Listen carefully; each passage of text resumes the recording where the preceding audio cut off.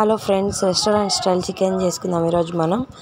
ఇది పచ్చి చికెన్కి కారం, ఉప్పు, పెరుగు, 1 కప్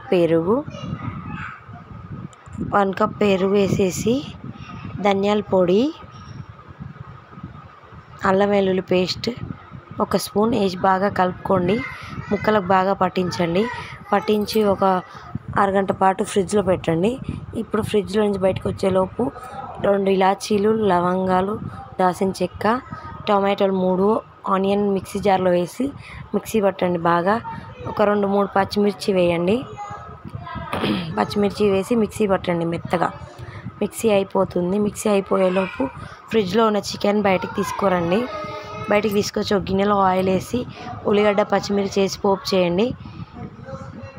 చికెన్ బయటికి తీసుకురండి. ఇలా ఉంటుంది చూడండి ఫ్రెండ్స్. పసుపు వేయండి, కొంచెం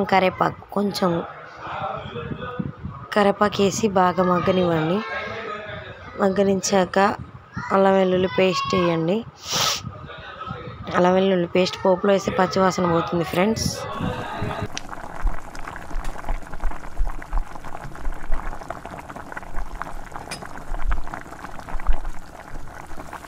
బాగా కలుపుకోండి, చికెన్ బాగా కలుపుకోండి ఫ్రెండ్స్. ఆయిల్ అంతా చికెన్కి పట్టాలి. ఇది ఫ్రిడ్జ్లో పెట్టి ఉంచాం కాబట్టి ఆ ముక్కకంతా కారం, ఉప్పు అవన్నీ బాగా పట్టేసి ఉంటాయి. ఇలా చేస్తే టేస్ట్ బాగా ఉంటుంది.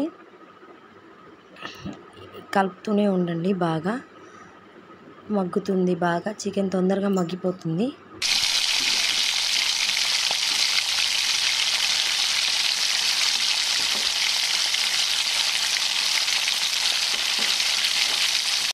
ఇప్పుడు చికెన్ మగ్గాక మిక్సీ పట్టుకున్న మిశ్రమం అంతా చికెన్లో వేసేసి కలపండి బాగా. గుజ్జుగా రెస్టారెంట్ స్టైల్లో వస్తుంది చికెన్. ధనియాల పొడి 1 స్పూన్ వేయండి. మళ్ళీ కాసింత కస్తూరి మెంతి వేయండి. తర్వాత కొత్తిమీర వేసేసి గార్నిష్ చేయండి.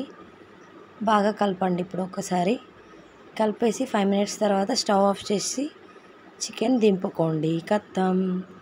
ఎంతో టేస్టీ ఉన్న రెస్టారెంట్ స్టైల్ చికెన్ రెడీ.